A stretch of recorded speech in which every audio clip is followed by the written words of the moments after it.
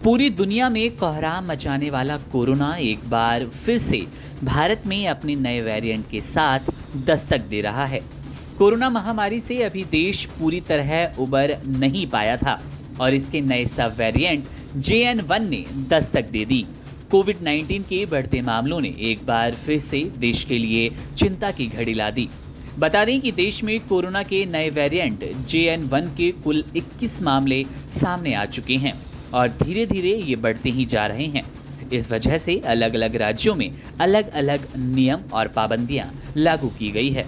अब कोरोना के नए वेरिएंट वाले मरीजों की लगातार बढ़ती संख्या को देखते हुए चंडीगढ़ प्रशासन ने फैसला लिया। प्रशासन ने एक बार फिर से मास्क लगाने की हिदायत दी है और लोगों को भीड़ भाड़ वाले इलाकों में मास्क पहनने की सलाह दी है। इसके साथ ही भीड़ भाड़ वाले इलाकों में जाने से बचने की भी हिदायत दी गई है। जानकारी के लिए बता दें कि कर्नाटक में कोविड-19 के 20 नए मामले सामने आए और इस महामारी के कारण 2 लोगों की जान चली गई। राज्य के स्वास्थ्य विभाग ने बुधवार को एक बुलेटिन जारी कर इस बात की जानकारी दी।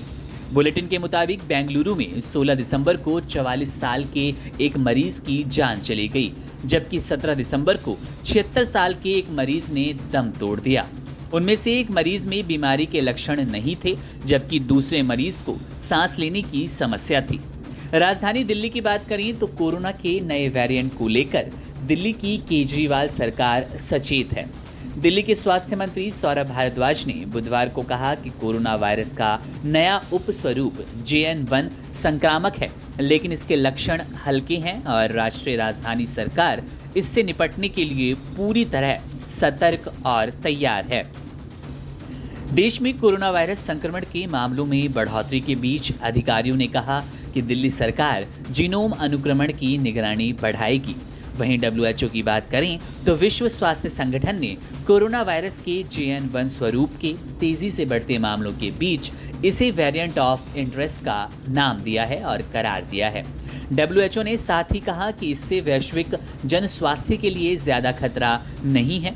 विश्व स्वास्थ्य निकाय ने कहा कि 2020 के आखिरी में वैश्विक सार्वजनिक स्वास्थ्य के लिए जोखिम पैदा करने वाले स्वरूपों के सामने आने से WHO ने हल्के स्वरूप को वेरिएंट ऑफ इंटरेस्ट और गंभीर स्वरूप को वेरिएंट ऑफ कंसर्न के रूप में वर्गीकृत करना शुरू किया है। कोरोना के ताज़ा आंकड़ों पर नजर डालें तो भारत में कोरोना संक्रमण के 21 मई के बाद ये सबसे ज्यादा मामले सामने आए हैं। 614 मामले वास्तव में डराने वाले हैं, जिससे उपचाराधीन मरीजों की संख्या भी बढ़ गई है और इनकी संख्या 2311 हो गई। केंद्रीय स्वास्थ्य मंत्रालय की ओर से जारी बयान के हिसाब से जारी ताज़ा आंकड़ों की बात करें तो केरल में बीते 24 घंटों में 3 मरीजों की जान चली गई और इससे जान गंवाने वालों की संख्या 5,33,321 हो गई, जबकि देश में कोविड-19 के कुल मामलों की संख्या 4.50 करोड़ हो गई।